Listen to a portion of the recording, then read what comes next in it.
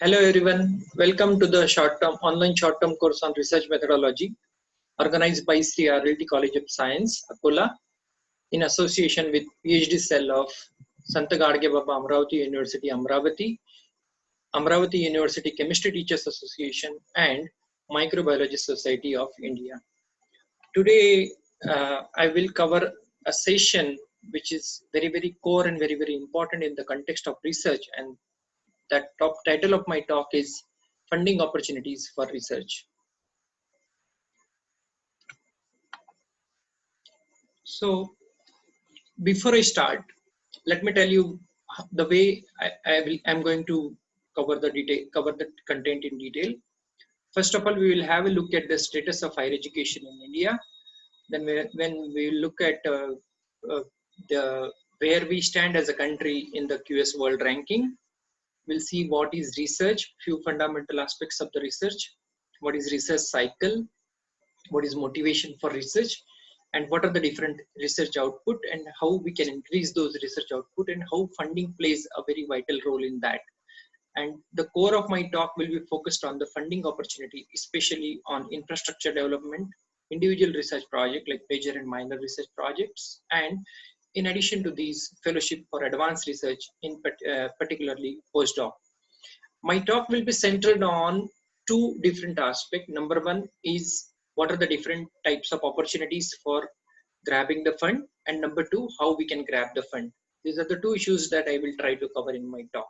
So as I mentioned, let us have a look at the statistics. India being the third largest in the world, it is next to US and China in so far as the higher education system is concerned. We have around 1,000 colleges, 40,000 1,000 universities, 40,000 colleges, 20,000 standalone institutions. Gross enrollment ratio of the country is about 26%, and the gross enrollment ratio of the Maharashtra is well ahead of that, and it is 32%. And this is the data that we have got from the All India Survey for Higher Education report. Being third largest, do we mean that it's really a thing to be proud of? The basic question still remains unanswered, and that is all well? The answer is certainly no. There are formidable challenges. What are those formidable challenges? The higher education in the country, higher education system in the country is not there is no assurance of quality livelihood.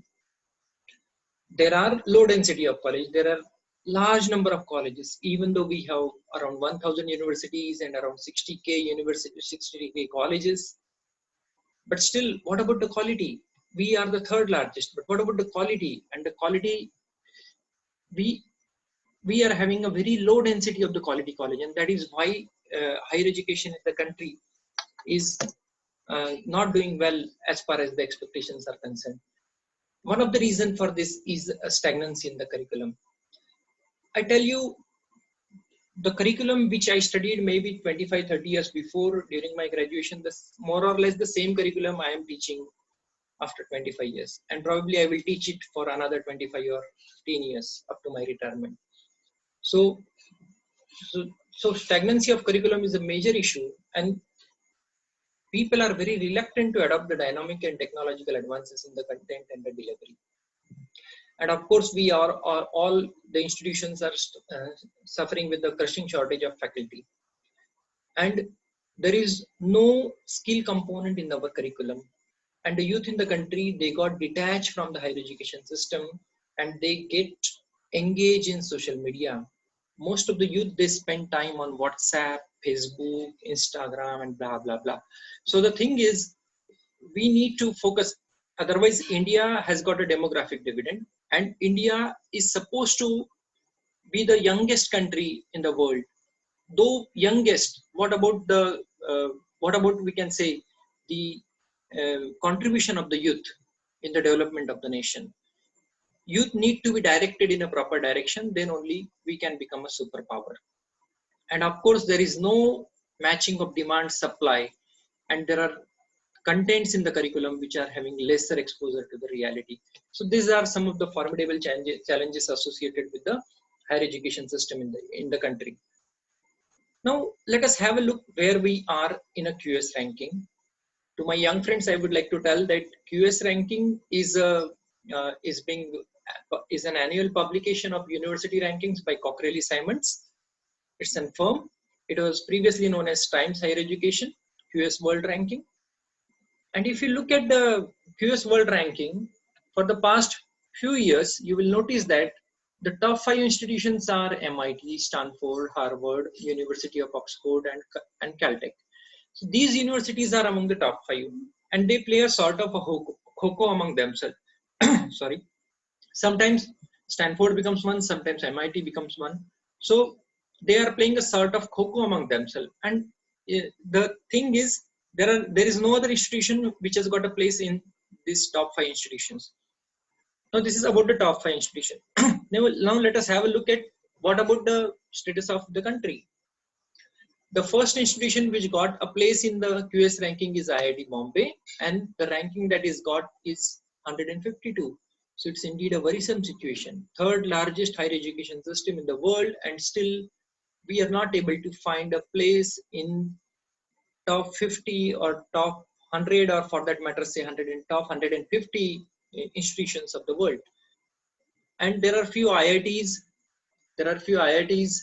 and IISCs, then central universities, some good universities in India like University of Hyderabad, Jadavpur University. These are supposed to be the good universities. There's some of the central universities, and they find a place in the range of 600 to 700.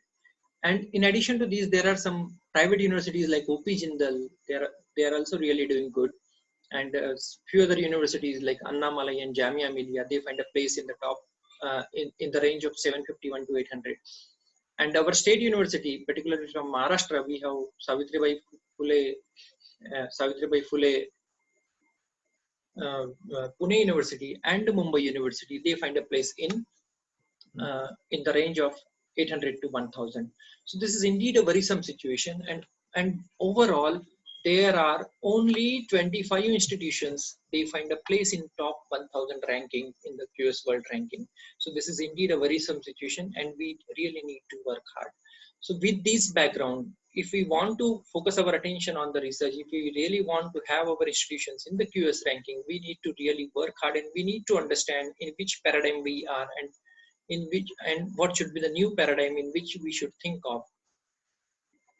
And if you look at the reasons, there are many other reasons, but one of the reasons for this state of the art, this status of Indian higher education system in the QS ranking is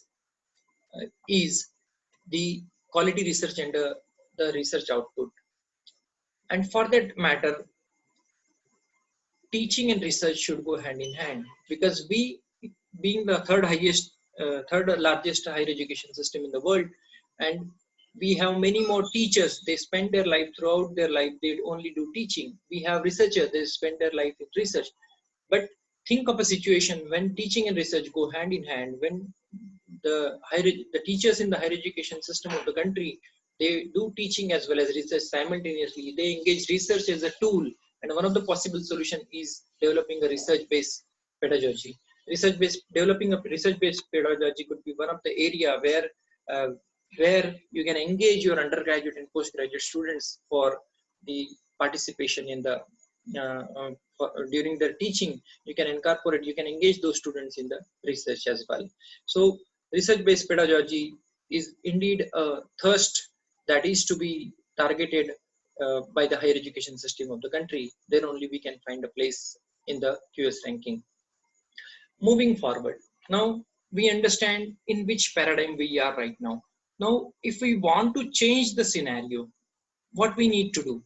We need to think with a new mindset. When we think with a new mindset, as I talk about, we should know in which paradigm we are, and we should know in which paradigm we should be. So we need to think of new mindset. If we think of new mindset, new results, new miracles will happen. And we need to understand where we are first. So if you look at this, you need to change your mindset from, because many of my friends are there and young colleagues are there, they say that we do not have facility, we are engaged all the way in conducting the regular teaching work and regular clerical work and administrative work in the colleges. So you need to change your mindset, and you are not only doing that. All across the world, people are doing that, and still they are contributing in the research. So we need to change our mindset from I won't do it. Someday you will notice that you change your mindset to I want to do it, and once you have a will to do it, you will end up with another question: how do I do it? And once you get the once you get the answer of that question, you will say I will try it, and then one day you will notice that I can do it, it's doable thing, and the one fine day you will find that yes, I did it. So you need to shift from this paradigm of I won't do it to yes, I did it. And for that sake, a famous quote by our inspiration doctor APJ Kalam, यदि 4 चीजों का पालन किया जाता है, एक महान लक्ष्य हो, ज्ञान प्राप्त करना हो और कठिन मेहनत करना हो और दृढ़ रहे, तो कुछ भी हासिल हो सकता है. This is a very inspiring quote, and we need to really focus on considering these quote. Based on these lines, we really need to work hard.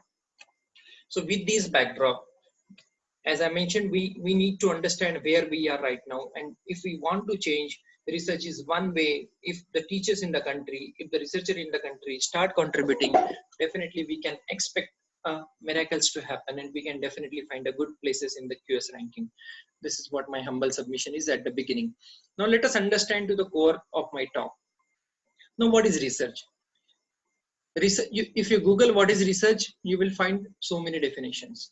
But rather than understanding the definition, research is essentially, if a layman wants to define a research, research is not a one-time phenomenon.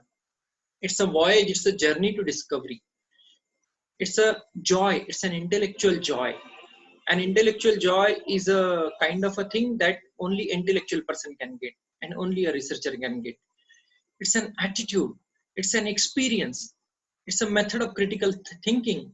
It's an art of doing investigation in a systematic and scientific manner. It's an opportunity to commit mistake. Remember one thing, that doing research, only researcher in the world, they are allowed to do mistake. If an engineer commits mistake, the building will collapse. If a doctor commits a mistake, a patient will die. But if a researcher commits mistake, nothing will happen. Because from those mistakes, a researcher will always learn. And researcher always, the famous story of Thomas Alva Edison. Thomas Alva Edison has committed 999 mistakes, 999 failures, and in the 1000 successful attempt, he prepared the electric bulb, the first electric bulb.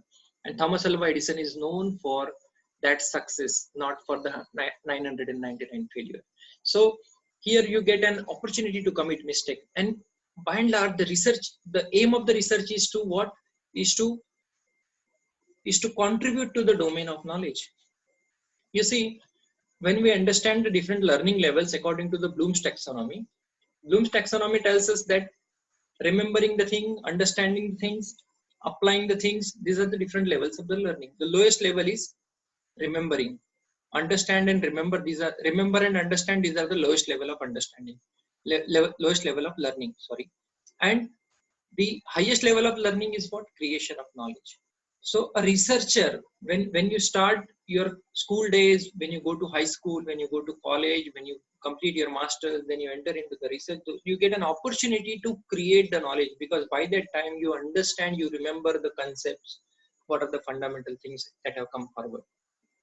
So the aim of the research is to contribute to the domain of knowledge. Now it's not like the way your boss has done the PhD, you will also to complete your PhD in the same way. It's not like that.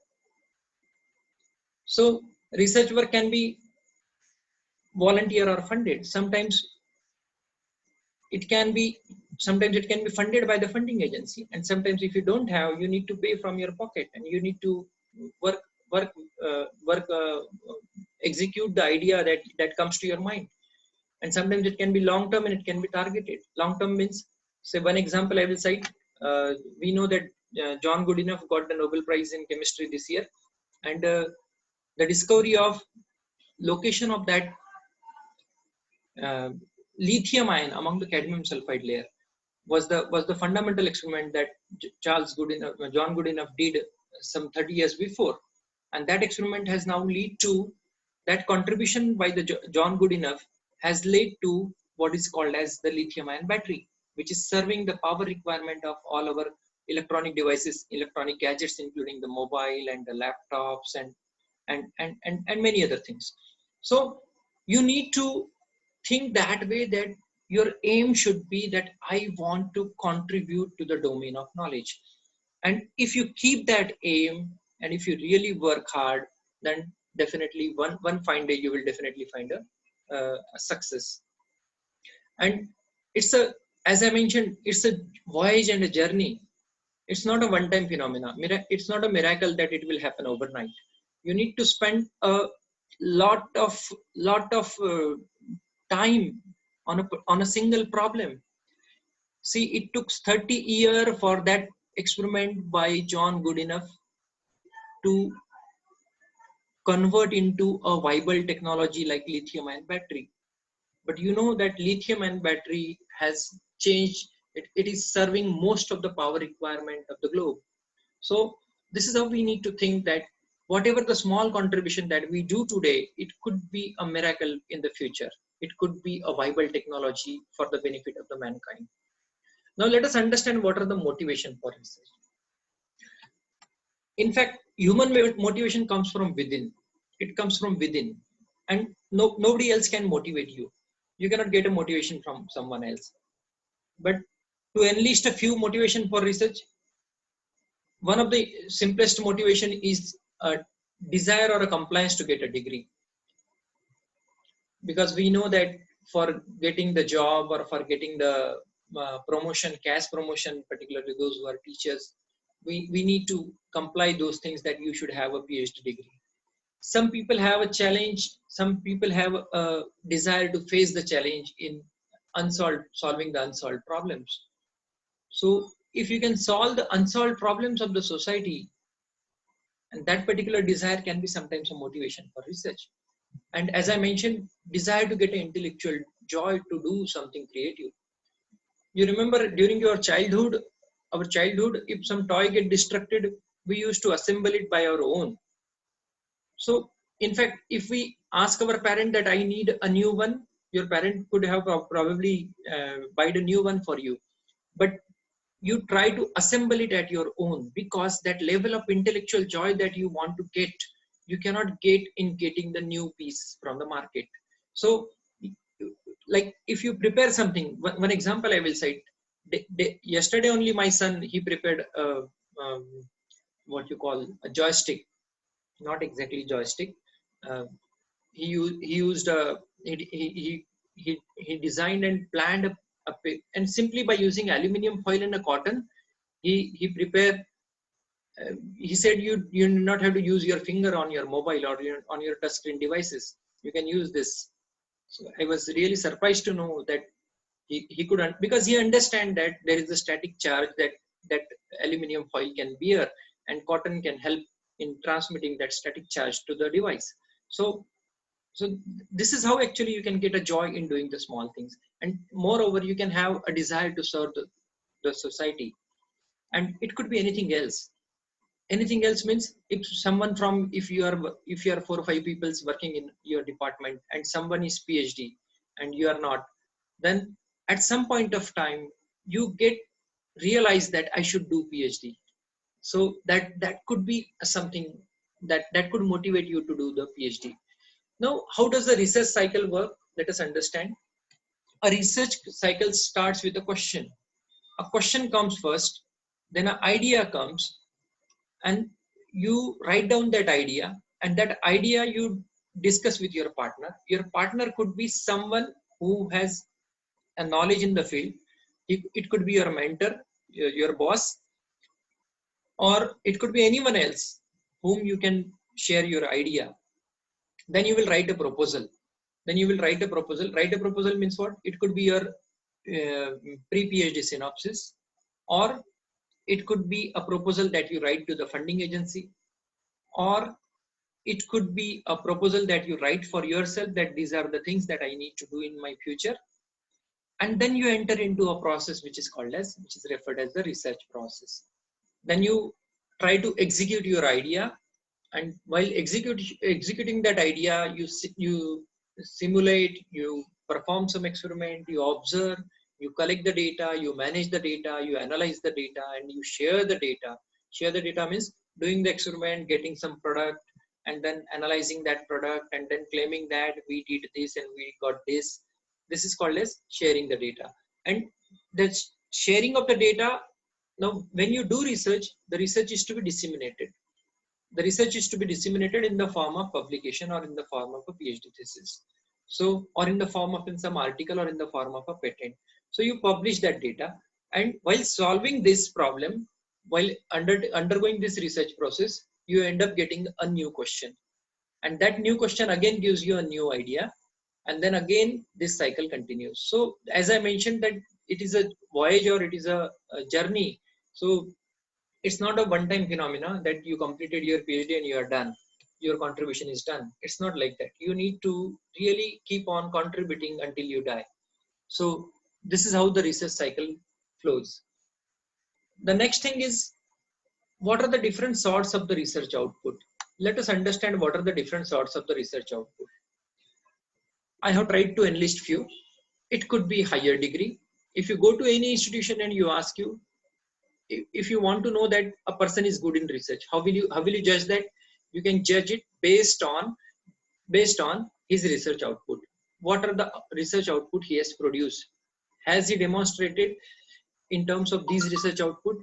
For example, higher degree like PhD, MPhil, postdoctorate, research publication, how many publications, what about the quality of publication, whether it is published in a really good journal or not. Then patents, reports, conference proceeding, then books, chaptering books, conference presentation, because conference is a wonderful platform where ideas can be exchanged on different research areas. Then how many research projects, then how many students have been guided under the mentorship of those teachers. And of course, have you availed any fellowship or any endowment? Have you got any award for doing a good research? So these are few things. These are some of the research output. And what are the research input? The input, if you consider the higher education system, the input is the infrastructure, number one, because without infrastructure, you cannot do research. So you need to have some basic infrastructure to undertake. So if you do not have good infrastructure, you need to work hard to get it done, to acquire a good infrastructure. And that can be done with the help of by grabbing the funds, because we are working in a colleges which are being run by either by government or by the management. And the management, either management or government, they cannot bear that fund to build the infrastructure to fulfill the need of a researcher. So what we need to do, the second important input is a human resource. The main stakeholder among the human resource is a teacher, and a teacher is a main stakeholder. I am saying the reason is, if a teacher has a will, he can really overcome the problems associated with the infrastructure. He can write the grants. In my talk, I will cover how to grab the grants for infrastructure and for the research project, and as well as for the postdoctoral fellowship. And of course, the second important or the few other important stakeholders are the research student, master students, undergraduate students, and industrials, and the person from the society. If you have good teacher, then no problem. They will definitely contribute to get this research output in a very nice manner.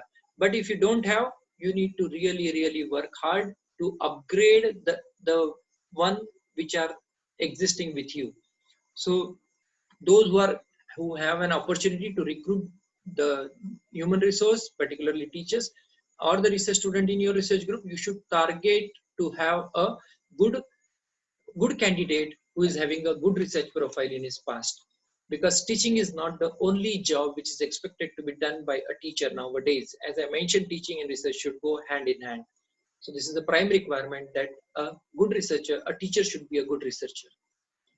And what lies in between is a conducive research environment. the research environment in the institution where you are working, it could be an research institute or it could be an academic institution. Research environment should be conducive. All the stakeholders should contribute each other. They should collaborate with each other. And for that sake of matter, the institution need to have a robust and transparent policies and procedure. Policies and procedure are very, very important. This plays a very, very vital role. How you should write a proposal, how you will train the people, how you will upgrade the knowledge of your staff, how you will grab the funding, how the grab funding will be utilized. All these things should be very, very clearly communicated with all the stakeholders. Otherwise, and of course, there is one more important thing, and that is administrative aid. Because I know many of my fellow teachers, they wrote the proposal in the past and they got funding from the funding agency, and the college put a lot of hurdles and administrative hurdles. Because of the administrative hurdle, now the teachers are thinking that I will not write any proposal here on, but so that should not be the case. So one has to be very, very very, very serious about creating a conducive research environment in the institution. This is very, very important. Let us move forward. Now coming to the funding, where do we need a funding? Funding is always required for the execution of the research project. Funding is always required for the execution of the research project, for organization of the conferences, infrastructure development, augmentation and maintenance, travel grant for attending conferences abroad. There are many funding agencies which give a travel grant to attend the conferences within India and abroad also.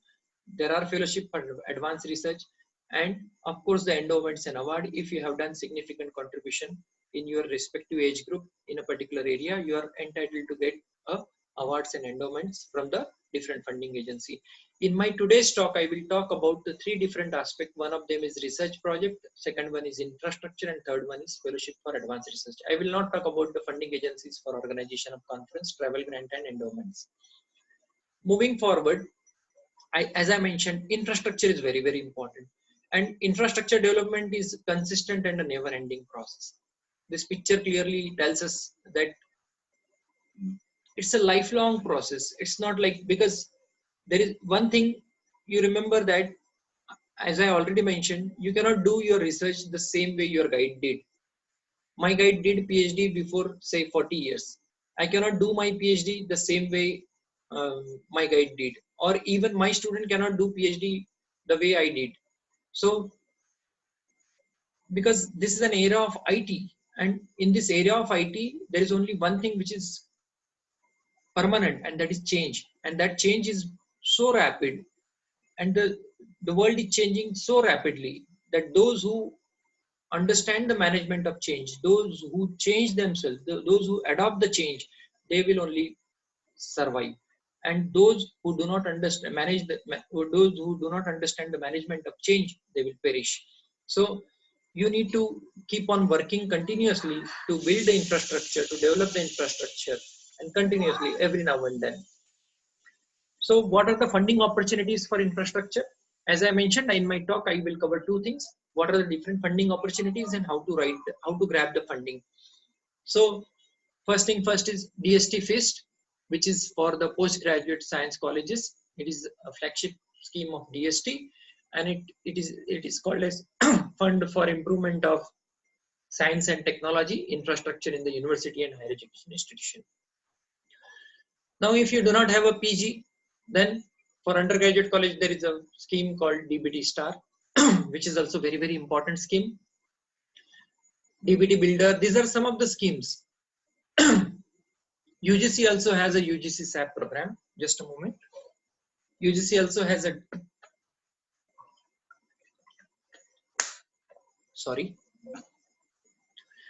UGC also has a very flagship program called SAP, which is Special Assistance Program. And other UGC schemes are there, wherein you can grab funding, like BVOC is now open up to 28th July. And apart from these funding agencies, you can always tap a funding from alumni and philanthropists, because there are philanthropists in the society. They have a philanthropic vision, but they do not have idea where to spend, where to donate the money. So you need to come up with a very concrete plan and invite the attention of the philanthropist and the alumni, so that they can contribute for the infrastructure development in the college. Let us move forward. As I will talk about the two different schemes, DST Fist and DBT Star. So DST Fist is, as the name already mentioned, and the nature of the support is for the renovation of existing laboratory space, and you can upgrade with essential equipment. You can procure a costly equipment which cost more than say 30 lakhs. So you can procure the equipment, particularly if you are talking about the chemistry. You can um, you can procure GC, LCMS. You can procure XRD. Those who are from physics and those who are working in the area of material science, they can think of procuring XRD and many other things. Few more. You can develop your infrastructure, and you can subscribe. One of the important aspect of this scheme is you can develop a computational facility. So computer center can be developed in a college. You can have an high-end computer, maybe server, so that you can do some computational chemistry or other areas of the computer.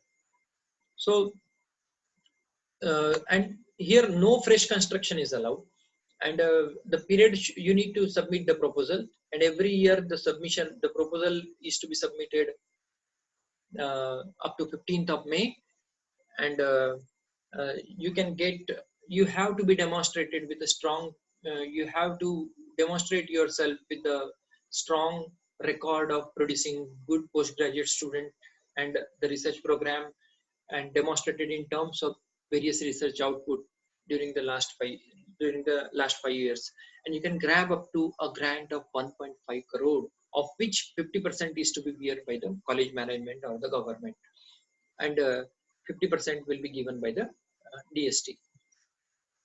So this is a very fantastic scheme wherein you can grab the funding.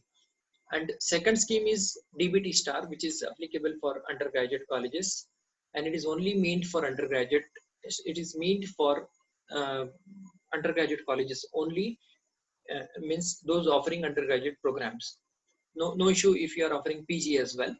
So, and this scheme has got two components. One of them is strengthening component, and another one is star college status. So initially you will get a strengthening component, and once you get a strengthening component, and if you have performed well utilizing that grant, and if the DBT screening committee is happy with you, you can get a star college status.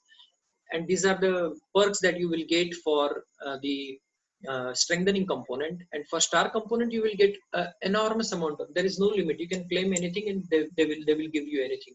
So I know the colleges, they have grabbed up to more than 1 crore, 2 crore grants under the Star College scheme. And what is the aim of the scheme? The aim is to strengthen the academic and physical infrastructure for achieving the excellence in teaching and training. So aim is teaching and training. So you need to think of, while writing the proposal, there is one more thing, because the aim of the scheme is to provide an hands-on exposure to the experimental work. So aim of the scheme is to that the college which get the Star College, which get a financial assistance under this scheme, they should essentially develop some standard operating procedure and kits for the practical. Here, while writing the proposal, we need to provide a list of the new experiment which are not a part of curriculum. And here you can procure the small equipment. This scheme will not allow you to procure the equipment which are above 1 lakh. So you can procure a small equipment, say, usually in chemistry laboratory, we have say 510 pH meter, 510 calorimeter, not more than 10 in most of the colleges. So if we get a grant under this scheme, we can procure say 50 calorimeter, 50 pH meter, because the aim of the scheme is that every student should get a hands-on exposure on the experiment, on the equipment. And this scheme also provides a fund for arranging the specialized training for the faculty improvement. So teachers training can also be arranged under this scheme.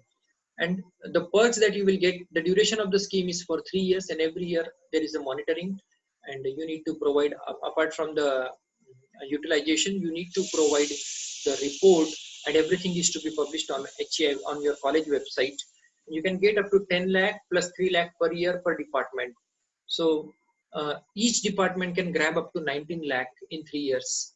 And in addition to these, college as a whole will get a 1 lakh rupees contingency and 3 lakh rupees travel and mentoring expenses.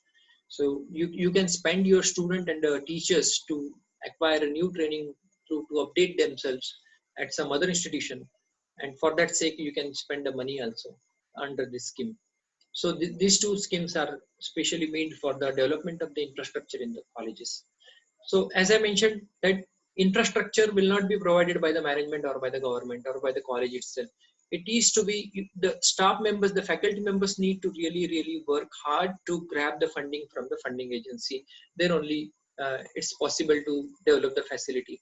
And all the equipment that you get through this, either through DBT Star or any other funding agency or DST Fish, these equipment can be used for the research purpose. If you have a well-equipped lab, well-trained human resource, because all your undergraduate students, many of them are going to be a postgraduate, and then many of them will be joining you as a research student. So getting a trained research student is indeed a matter of fortune, because you need to spend 6 months or more on training the research student.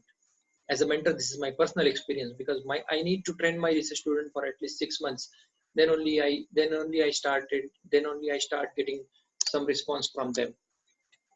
So these two schemes are essentially there, and last date for the submission is 15th of June every year. Mostly you can visit the sites of the DBT Star and DST Fist, and you can find the detailed procedure and the detailed guidelines for the application.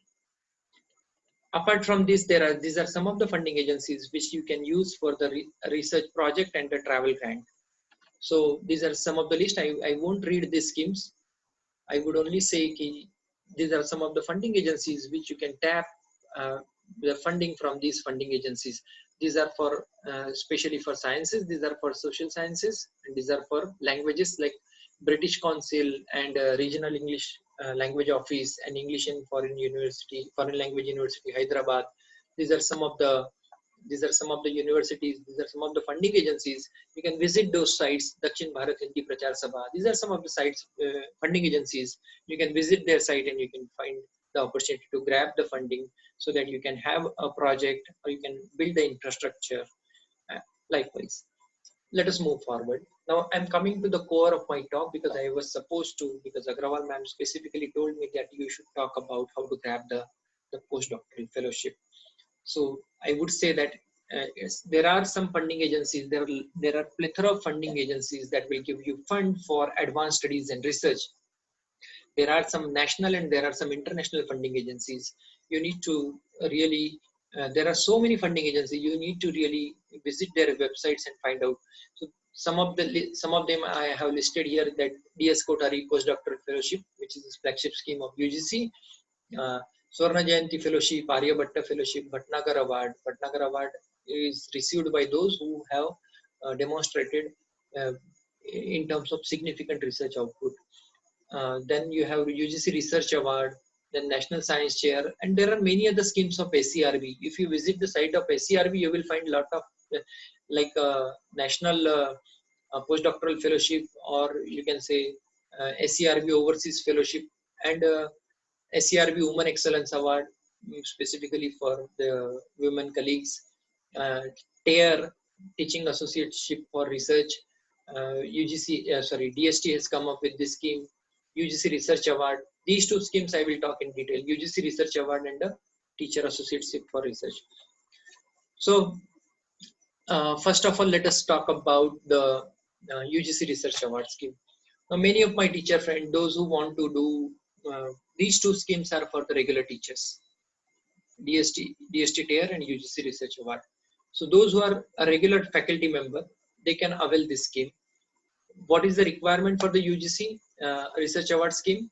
You should be PhD, you should have published papers, because when you go and write any funding agency, you have to prove from your past credential, you have to prove that you have published a good paper in the past. If you have not published good papers in the past, forget about the funding agencies. So, and what kind of collaboration? So there are two important aspects. Number one is your past credential in terms of publication, and number two is how you are having a collaboration with the people from the Institute of National Repute, like ICER, NIT, IIT, NCL, etc. And your institute should be it should be under section 2F and 12B of the UGC Act. What are the perks that you will get? Research grant, you can do research at your own, and for doing that research, in addition to your salary, you will get an additional perk of you will get a grant of rupees 3 lakh for science and technology and 2 lakh for humanities and sciences. In addition to these, you can recruit a project assistant with a maximum of 5,000 rupees per month, maybe for collection of data or for performing some experiment. So this is a wonderful scheme for those early bird researchers who are targeting for postdoc, those who could not do fantastic during their PhD and now they have a will to do, they can grab this opportunity and they can start doing the things. Another scheme which is very, very similar to UGC Research Award is DST TARE. DST has come up with scheme 3 years before, and the objective of the scheme is to facilitate the mobility of the faculty members which are working in affiliated colleges like me and in the state university to get an experience of working in the premier institute like IIT, ICER, and it should be preferably a nearby institute. The age limit for this scheme is 45 years, and you will get a research fellowship of 60,000 per year, means 5,000 per month, other than your salary. And in addition to these, what is the minimum compliance is you should spend a minimum of 90 days per year at the institute with the host institution, and you will get a research grant for execution of that project of rupees 5 lakh per annum, of which 50% is to be beared by the host institution, and 50% each to the host and the parent institution. So 5 lakh per annum, of which 50% will be given to the host. Host means the host who is hosting you, and the parent institution means the institution to which you belong. In addition to these, you will get an overhead as per the SCRB norms will be there. So this is again a very, very good scheme, because you are going to, your institution is going to get 2.5 lakh and the host institution will get 2.5 lakh. In addition to this, you will get a fellowship of 60,000. So TARE is a very fantastic scheme that one can target, and you can start doing. If you can get one of the important application of this important advantage of this DST TARE is you get an opportunity to work, because if your PhD is not fantastic, then in that case what you can do, you can go to the premier institute, you can spend some time there, and then you can understand the work culture at the premier institute, and then you can target the really good institutes abroad. So those who are planning for postdoc and those who are in service, they can really tap this DST TARE scheme. You can visit the DST site to know the further things. Now coming to the postdoctoral scheme. So 2 schemes I have talked for the teachers, and remaining 2 schemes I will talk where your teacher can also apply, and the person who is not in job but is about to complete or has completed PhD. So the first scheme is SCRB postdoctoral fellowship. There are 2 postdoctoral fellowship offered by SCRB, Science and Engineering Research Board of DST. SCRB NPDF, National Postdoctoral Fellowship. It is the aim of this scheme is very, very similar to the DST TARE, but TARE is only for teacher, and this is for the young researcher who has completed or about to complete the PhD. And here the fellow, you need to work under the mentor, and upper age limit for this is 35 years, and you have to you will get a fellowship of rupees 55,000 per month and 35,000 per month if you have submitted the thesis and your PhD degree is yet to be awarded. In addition to this, you will get a research grant of 2 lakh per annum and overhead of 1 lakh per annum. So these are the some of the additional perks that you will get if you avail the SCRB NPDF. And moreover, you will get getting a grant fellowship itself will add a feather in your cap, and you can write in your resume that I am a recipient of SCRB NPDF, because getting these fellowships are not easy. It's very challenging. And those actually SCRB NPDF can be targeted by those who are not in a job and those who want to do postdoc abroad. They can spend some time in some premier institute. Again, for that sake, you need to have a mentor, you need to have a consent from the host institution. And the second fellowship is SCRB Overseas Postdoctoral Fellowship. If you have completed your PhD and and not earlier than the preceding 2 years. Means if you have completed your PhD and you have spent more than 2 years, 2 or more years, then you will not be eligible for SCRB OPDF, Overseas Postdoctoral Fellowship. And here you can get a good amount of work. Here you can get US dollar 3,000 per month, which is good enough to survive. Even if you are going with family, US dollar 3,000 per month will be good enough. If you are going alone, you can save money and you can contribute to your family members as well.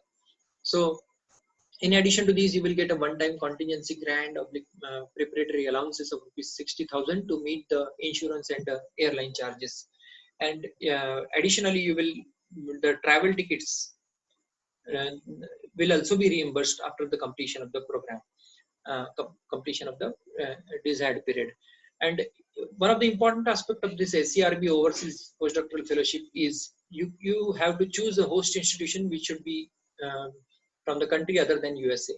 So this is not applicable to the country, not applicable to USA. So your mentor should be from this other than USA.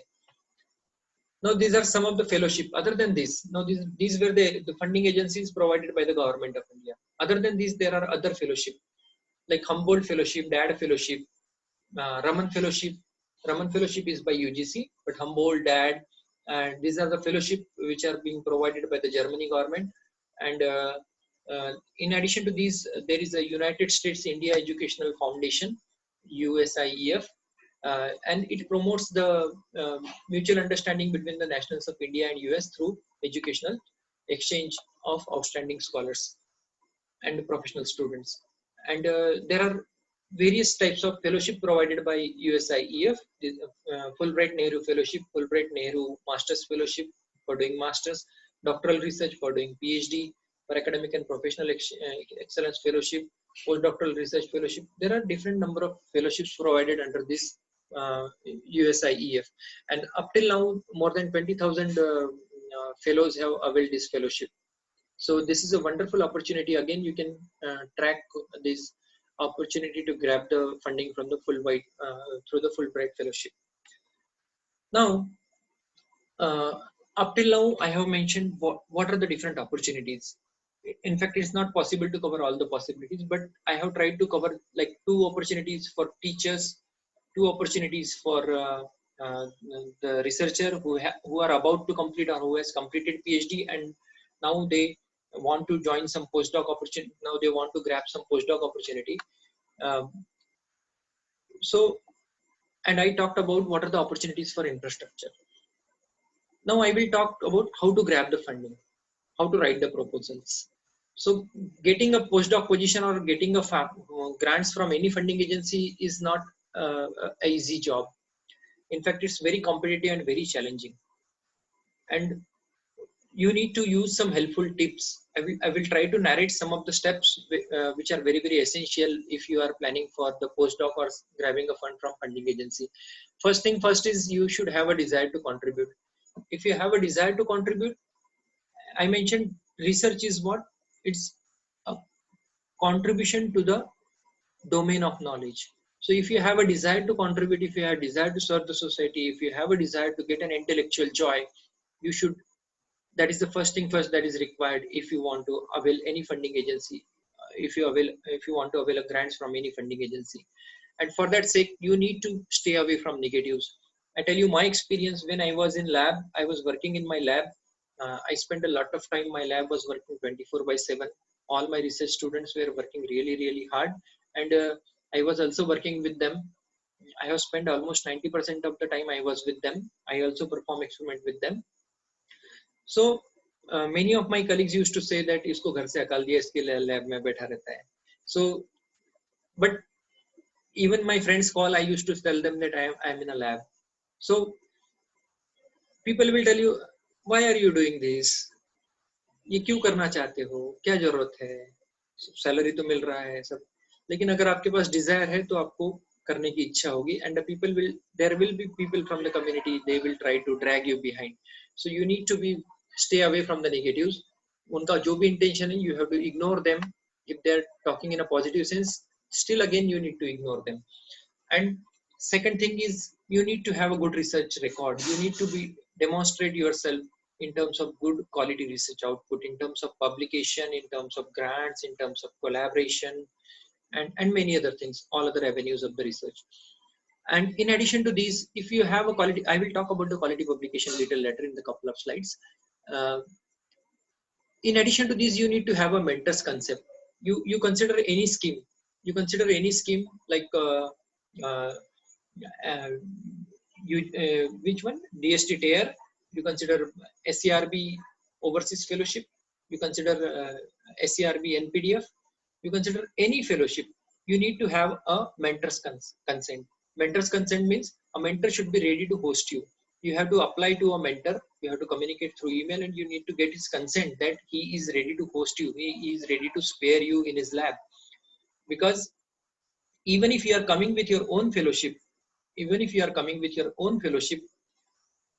the mentor should be really ready to take you. He will be ready to take you only if you have demonstrated well in the past. If you have not done anything good in the past, don't expect that mentor will accept you and will spare you in the lab. So mentor's concept is an essential thing. In my case, I wrote a mail to about 48 people, and I got consent from 5. Only 5 responded me, and they said that we are ready to take you as a postdoctoral fellow.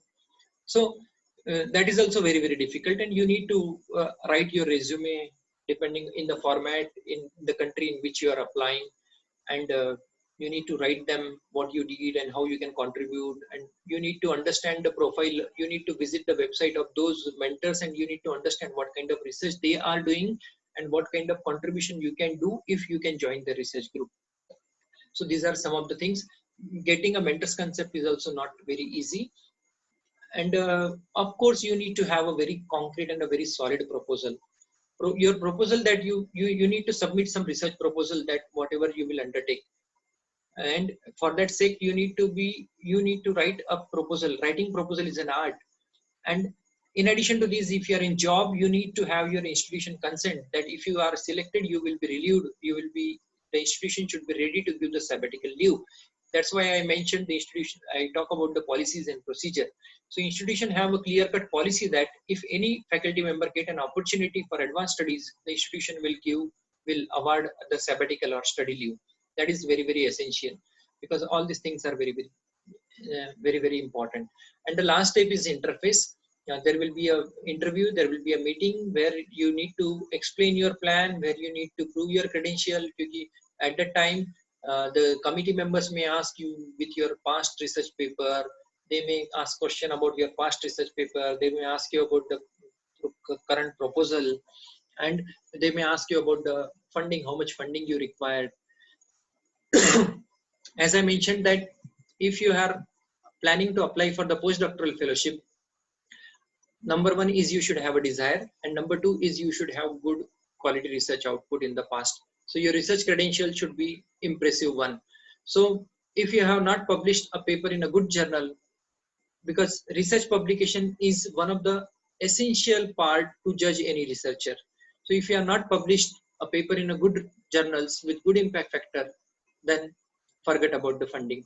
So while publishing, you should target a good journals with the impact factor. Probably someone from this short-term course, some research person from this short-term course probably has explained where to publish and how to publish. And somebody has made you aware about the impact factor and other quality standards. In fact, a researcher is supposed to know the quality standards in the research. You cannot say that your ignorance cannot be will not be tolerated by the system. So you have to be very, very vigilant rather than ignorant. So target good journals and avoid predatory journals. And it's very unfortunate that India has become a hub of the predatory journals, and there are every gali mohalla you will find a journal which are having the fake impact factor, and they are, and many faculty members are catching prey to those fake impact factor and publishing their papers in the fraudulent journals and predatory journals. So if you have good publication, then there is a possibility that you can get a funding. And writing helps you to learn. Writing is not simply a task to be done once the research or other preparation are completed. Usually, when we talk to the researcher, they say uh, ki I am doing experiment and I will start writing. So it's not like that. Writing should not be done in the end. Writing should not be done in the end. In fact, writing should be done simultaneously while doing the research. I'll tell you my experience. When I was in US doing my postdoc, we used to send a weekly report to the, means during the weekdays we need to work hard, and during the weekdays we need to perform the experiment, and on the weekend we need to write a report what we did throughout the week. So those mentors who are attending this webinar, for that this is a wonderful idea that they can practice this. At least you can ask your research student to submit a fortnightly report or a monthly report of what they done. So in that report, we used to mention what are the efforts what are the experiments where we got success, what are the experiments where we got some serendipitous result, what are the experiments where we got failure. Everything is to be mentioned in that report. Well, moving forward, the government also wants us to contribute through the quality publication, and because if quality publications will be there, then only we can expect we will find a place in the QS ranking. Now, even the colleges from our region are finding difficult to find a place in the NIRF ranking, even in the top 200 colleges. So these NIRF, all these quality standards, these are actually quality frameworks. These are actually mean to promote you to contribute more, and that is why the government came up with the API scheme, Appraisal Performance Index scheme, and in the year 2009, and there onward they find that people are doing jugaad, so they did 4 amendment. Even after 4 amendment, they find that people are doing really people are doing some sort of jugglery, and now and then they came up with the UGC approved list. Again, many fraudulent and fake impact factor journals, they find a place in the UGC approved list, and some good journals were not a part of UGC approved list. So UGC came with UGC CARE, which is Consortium of Academic and Research Ethics. So it's really unfortunate part that a teacher fraternity is to be taught about the research ethics. So, but still UGC has come up with, because the government wants that all the teacher fraternity should contribute through a quality research. And one important is how to understand that whether you are publishing in a good journal or not. So first thing first is you should go to the UGC CARE Unipune website. You will find that there are you create your login ID and password login with those credentials, and you will notice that there are group 1 and group 2. Group 1 means the journals found qualified through UGC CARE protocol, and group 2 means the journals which are indexed in a globally recognized databases like Web of Science, Scopus. So if you are publishing in a journal which is a part of group 2, means globally recognized database like Web of Science or Scopus, then no problem. You will not find any problem related to your cash promotions and all. But there are some disciplines like Indian languages. They are not being recognized. They are not being indexed by the globally recognized databases. For those sake, UGC has prepared a list 1, and in the list 1 you will find a lot of journals from all disciplines. But I would say that if your discipline is available in group 2, don't target group 1. So if you do that, then only quality publications, quality research will be done, and quality publications will be out. And there are few, because there are many open access journals. There are many open access journals, and open access journals has its own pros and cons. They are having free access. You can reach to the wide audience, and your copyright is with you. But cons are they are high cost, and they charge author's fee. So it's very unfortunate. I said that research is to contribute to the domain of knowledge. So you are doing work hard, you are working in the lab, you are performing experiment, and then you are coming up with some conclusion, and those results you are disseminating in the form of publication. And for publication, you are paying money, means you work hard for the creation of knowledge, and now you are paying money for publishing the same. So it's a very sad situation. So don't publish a paper in a journal where you need to pay a single penny. Even if you need to pay a single penny, don't publish in that paper. Don't publish in that journal.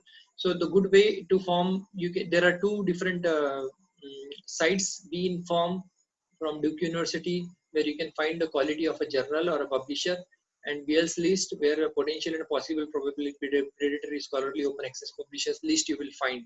So if you find that the journal you are targeting is a part of these two lists, this list, BL's list, then avoid that. And you can find, and you can go to the journal suggester by Springer or journal finder by elsewhere, where you can get an opportunity. These are some of the good publishers which publishes a good quality paper, and they will not charge you anything except for their open access journal, but their open access journal are also of quality. But I would suggest that there is no need to pay if you are contributing to the domain of knowledge. No need to pay to disseminate that information.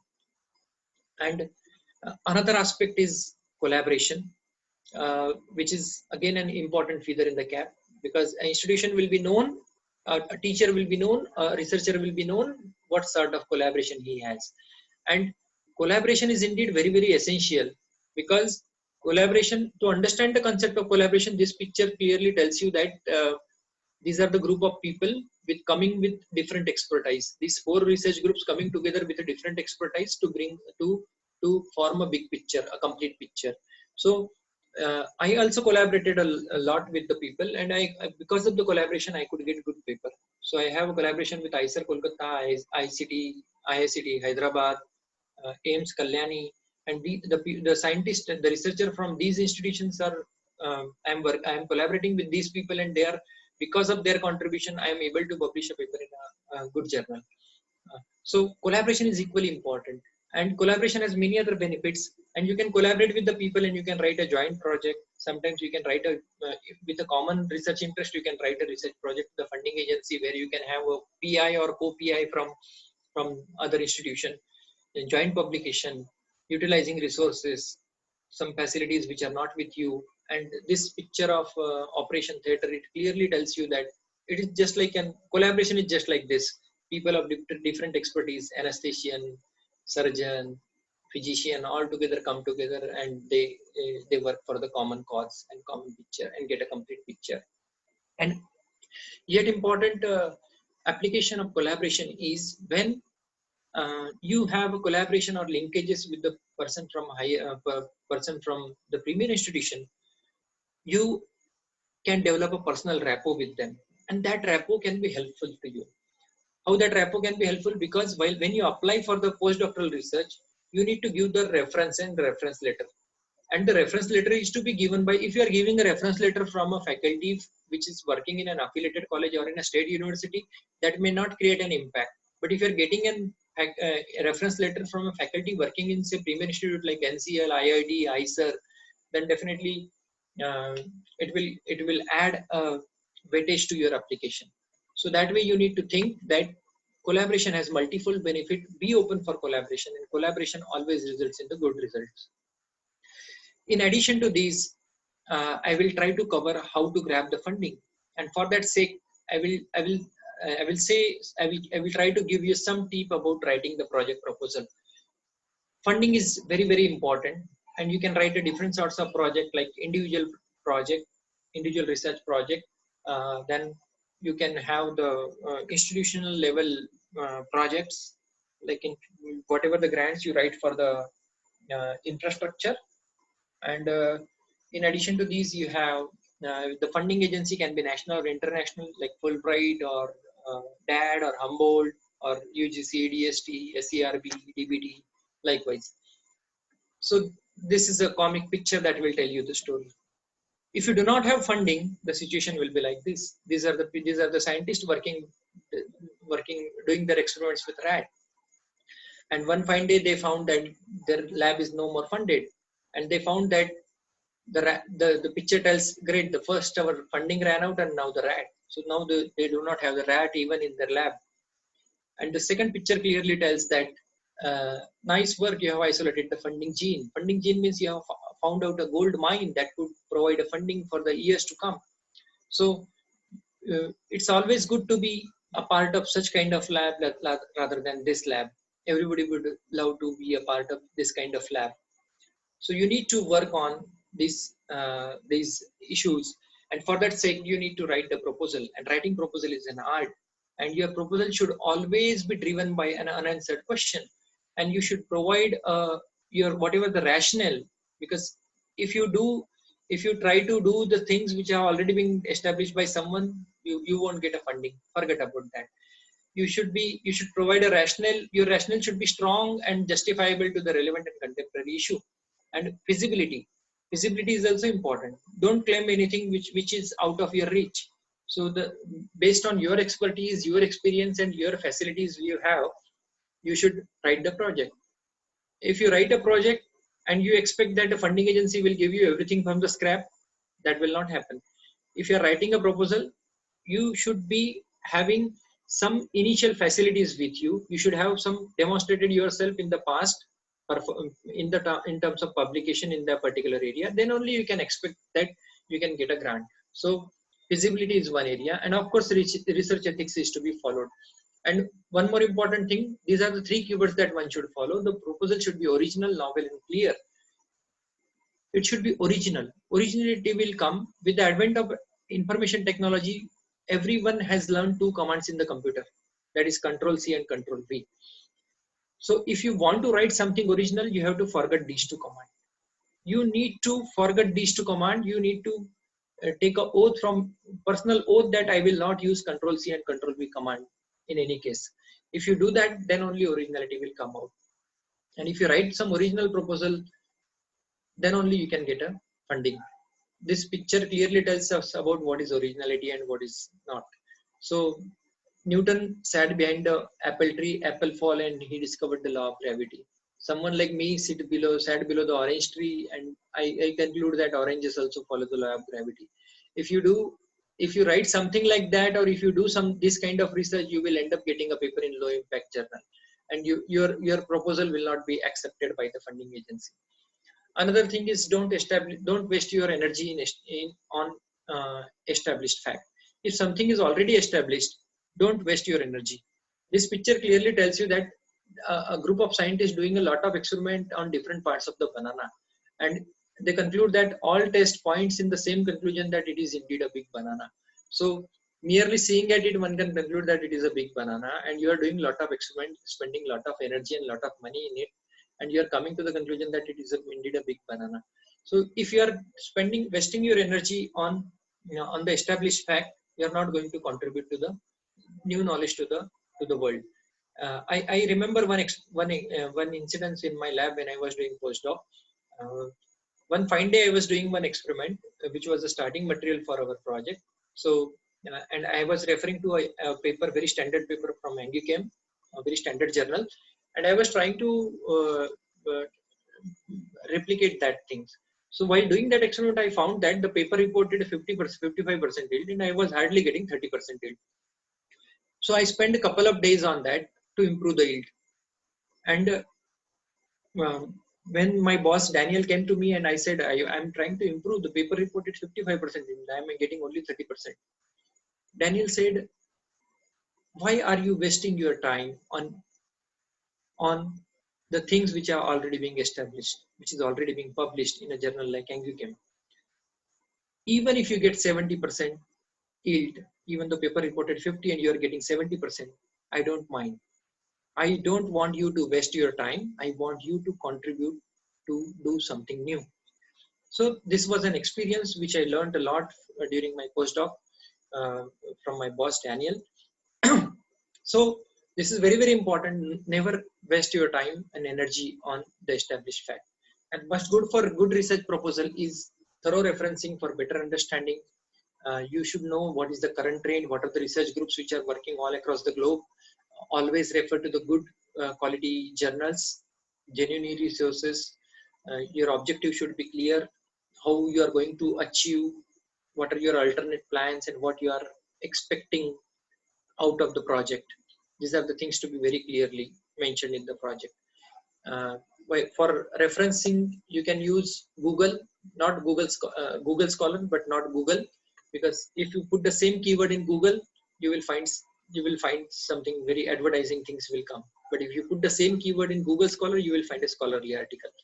PubMed, Scopus, Web of Science. These are some of the resources where you can find.